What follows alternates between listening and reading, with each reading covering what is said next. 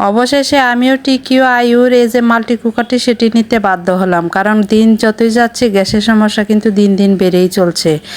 আর গতকাল থেকে তো একদমই আসে না, রাত 12টার সময় আসছিল গতকালকে। আজকের অবস্থাও খারাপ, 2টা পর্যন্ত অপেক্ষা করছি কিন্তু কিছুই করার নেই। হসপিটালে গেছিলাম, আসার সময় শপিং মল থেকে এটা নিয়ে আসলাম। এই যে দেখেন মাল্টি কুকারটি যারা এখনও নেন নাই আমি আপনাদের সাথে শেয়ার করতেছি। অবশ্যই আপনারা দেখতেছেন এটা খুবই ভাইরাল। আর বিশেষ করে আমার মতো যেসব আপুরা ব্লগ পেজ চালায় তারা তো সবাই নিয়ে নিছে, মনে হয় আমি লেট করে ফেলেছি। যাই হোক, দেখতে পারছেন এটা কিন্তু খুবই সুন্দর। আর আমার 2 বোনকে কিন্তু 2টা কিনে দিছিলাম, তারা মানে ব্যবহার করে বলছে যে আপু খুবই ভালো, তুমি একটা নিয়ে নাও।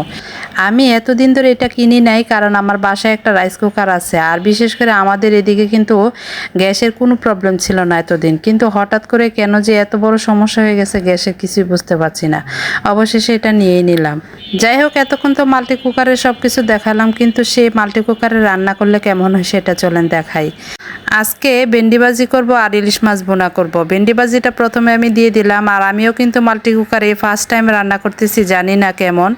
কিন্তু বোনেরা তো দূরে থাকে, বোনদেরকে জিজ্ঞেস করছি ফোনে, বলছে আপু না খুবই ভালো লাগে, রান্না করতেছি আনার পর থেকে খুবই আরাম পোক করতেছি, ফ্যানের নিচে বসে বসে গরমে রান্না করি আছে, আর আমার কি হয়। এই তো মাল্টি কুকারে দেখেন আমি ভেন্ডি ভাজিটা বসিয়ে, আর অন্যদিকে দেখেন আমি রাইস কুকারে ভাত বসিয়ে দিছি, কারণ দুপুর হয়ে গেছে। আমি তো শপিং মলে থেকে এই মাত্র আসলাম, আবার ডক্টর দেখাইছি হসপিটাল থেকে, দেরি হয়ে গেছে, এখন বাচ্চারা স্কুল থেকে চলে আসবে। তাই 2 দিক থেকে 2টাই রান্না করতেছি, একদিকে ভাত হচ্ছে আর অন্যদিকে কিন্তু আমার ভেন্ডি ভাজিটা হয়ে গেছে। এই যে দেখেন ভেন্ডি ভাজি, কিন্তু ভেন্ডি ভাজিটা আমার কাছে তেমন একটা ভালো মনে হয় নাই, আমি তো গ্যাসে রান্না করে অভ্যস্ত। ভেন্ডি ভাজির কালারটা মনে হয় কেমন একটা কালো কালো হয়ে গেছে। আমার ভেন্ডি ভাজি কিন্তু একদমই সবুজ থাকে, ভালো লাগে আমার কাছে খেতে। যাই হোক, বিপদের দিনে রান্নাবান্না যেমনই হোক তেমনই খেয়ে বেঁচে থাকতে হবে, তো সেটাই হয়েছে আসল। যাই হোক, ভেন্ডি ভাজিটা তো করা হয়েছে যেমনই হোক। আর এখন কিন্তু ইলিশ মাছের অল্প ঝোল রান্না করব, ভাবতেছি আজকে আর ভুনা করব না, একটু ঝোল ঝোল করব। ঝোল ঝোল খেতে আমার কাছে বেশি ভালো লাগে। তার জন্য ইলিশ মাছগুলোকে এখন অল্প করে ভেজে নেব, বেশি ভাজা যাবে না, অল্প করে ভেজে তারপরে কিন্তু অল্প ঝোল দিয়ে রান্না করব। এই তো পেঁয়াজটাকে ভালো করে ভেজে তারপরে মশলা কষিয়ে এখন মাছগুলো দিয়ে দিচ্ছি। মাছটা দেওয়ার পরে মশলার সঙ্গে এখন মাছটাকে ভালো করে নাড়াচাড়া করে মিশিয়ে তারপরে আমি পরিমাণ মতো পানিটা দিয়ে দেব। আর কেন জানি না আমার ইলিশের অল্প ঝোল খেতে বেশি ভালো লাগে। শুকনা শুকনা ইলিশ মাছ খেতে মনে হয় যে আমার কাছে ইলিশের গন্ধটা একদমই লাগে না। অল্প ঝোলটা হইলে, অল্প মশলা দিয়ে ইলিশ মাছটা রান্না করলে সেটাই ভালো লাগে।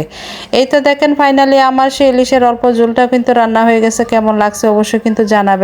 আর এতক্ষণ ধরে যেসব আপু ভাইয়ারা আমার সম্পূর্ণ ভিডিও দেখেছেন সবাইকে অসংখ্য ধন্যবাদ। আপনাদের সবার একটাই প্রশ্ন, আমি কিন্তু এটার ফটো আপলোড করেছিলাম যে আপু ওই মাল্টি কুকারটি কত দিয়ে নিছেন। আমি 3800 টাকা দিয়ে নিয়েছি, যারা এখনো নেন নাই অবশ্যই জেনে বুঝে নেবেন। ভিডিওটি আজকে এ পর্যন্তই রাখলাম, সবাইকে শুভ দুপুর, সবাই ভালো থাকবেন, আসসালামু আলাইকুম।